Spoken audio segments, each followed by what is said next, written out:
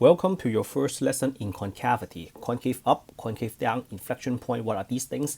Allow me to give you an overview to every single one of them. So for concave up, every time you mention the word concave up, I will be thinking about a parabola that is facing up. Remember this?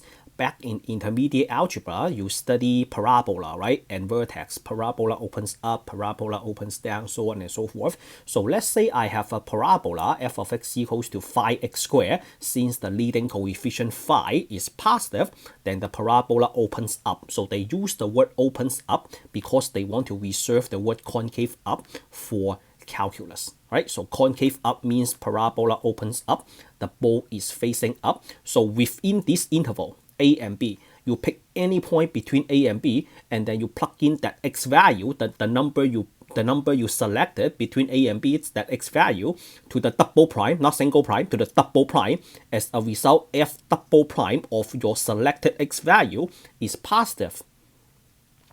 And then what about concave down? Concave down is you have a parabola that is facing downwards. So let's say you have f of x equals to negative phi x squared. So negative phi is a leading coefficient, negative.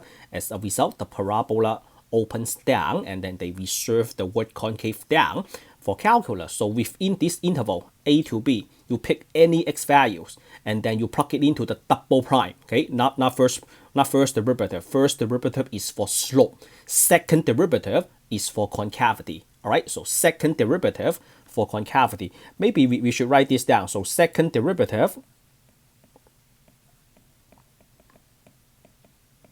is for concavity. All right, so let's box the second derivative for concavity. Okay, first derivative for slope, second derivative for concavity, concave down. So you pick any point between a and b. So this is the interval a and b, and then you plug it into the second derivative. As a result, the second derivative of your selected x value is negative. All right, so that is concave down.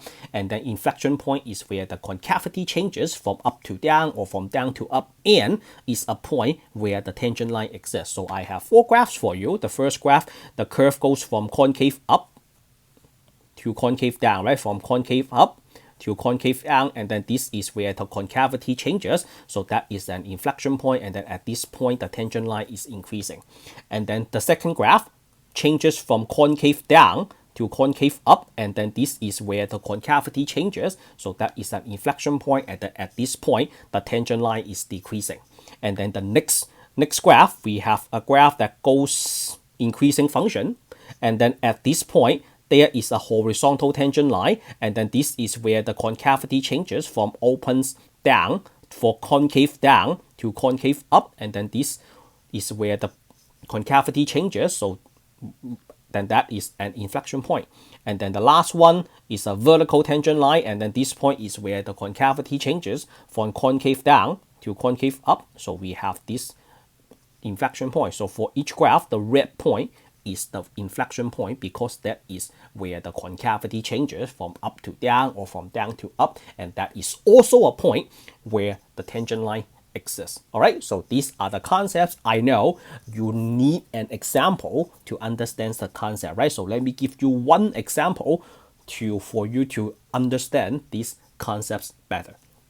So we have a function, we have a 4th degree polynomial, and then the step that we will be follow is just like how you find the relative minimum and relative maximum, except we have to do one more part.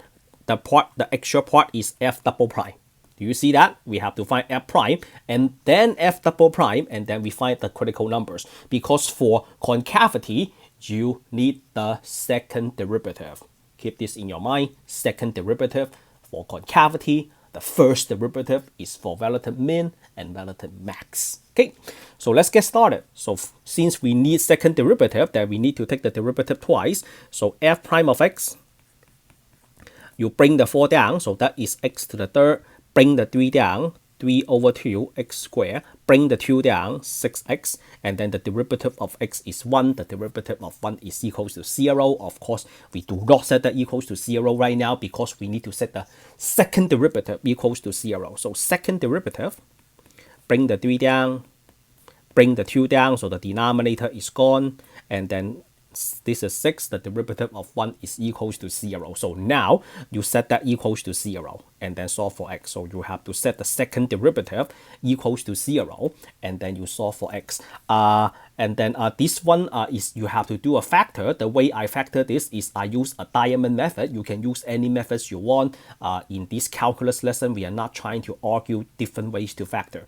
So I would like to multiply the leading coefficient and a constant term, which is 3 times negative 6. I draw a diamond. 3 times negative 6 is negative 18. And then the coefficient in the middle goes to the bottom. And then I need to figure out two numbers such that the product is equals to negative 18, the sum is equals to negative 3. So that is 3 times negative 6. Because the product is negative 18, the sum is negative 3. And then, since the coefficient is 3, I have to do this 3x plus 3.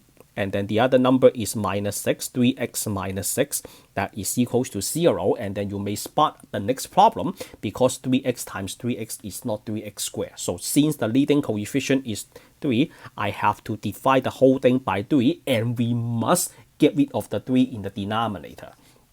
So to get rid of the 3, I would like to factor out 3 from the first factor. Can you factor out 3 from the first factor?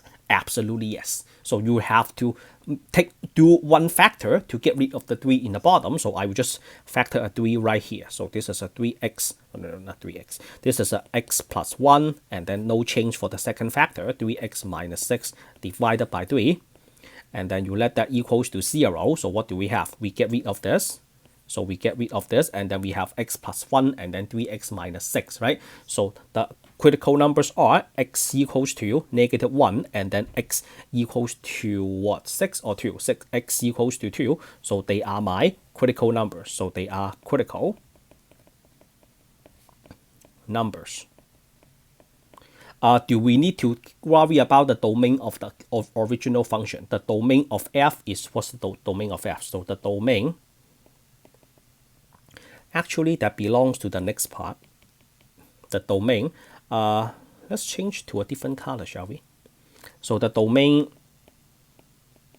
of f is all real numbers, right? You can plug in any value you want. It's only a 4th degree polynomial. And then you can set up your test interval. So your test intervals are, you drop the negative 1 and then you drop the 2. So that cuts the line into 3 pieces, from negative infinity to negative 1, from negative 1 to 2, and then from 2 to positive infinity. And then you have to test these intervals. All right, so let's test them. So we have test intervals.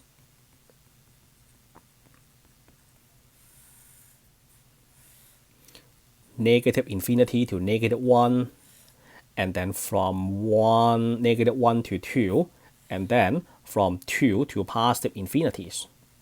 All right, and then your test value.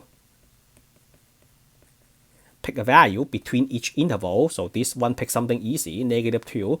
This one I pick 0. This one you pick 3. You can pick 33 as long as the test number is inside the interval.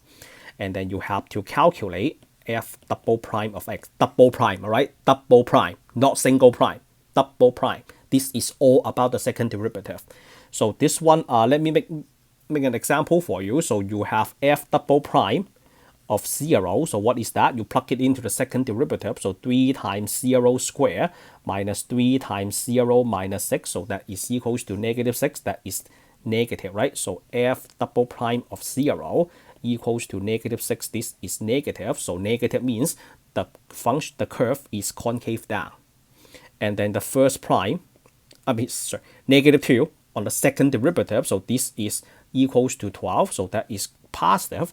And then f double prime of 3, that is equals to 12. So this is positive. What does that mean? That means this concave up, and then this is concave up. So this is concave up, this is concave down, and then this is concave up. And then what else?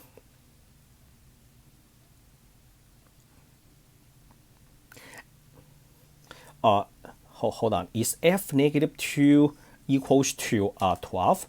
Let me double check really quick. So when x is equals to negative 2, we have 3 times 4, right? 3 times 4 equals to 12, and then plus 6 minus 6. Oh, that is equals to 12. What about 3? So that is 3 times 9, 27. minus 9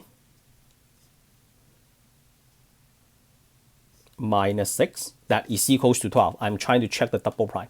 Okay, so we have up, down, up. So when, what is inflection point? Inflection point is where the concavity changes. So here is an inflection point, and then here is another inflection point. Okay, so that's the two inflection point. And can you tell me where the inflection point is? This is at x equals to -1. This is at x equals to 2. So when x is equals to -1, let's do this in a different color. When x is equals to -1, so we plug it into the original function, right? So the original function is up here, is the fourth power.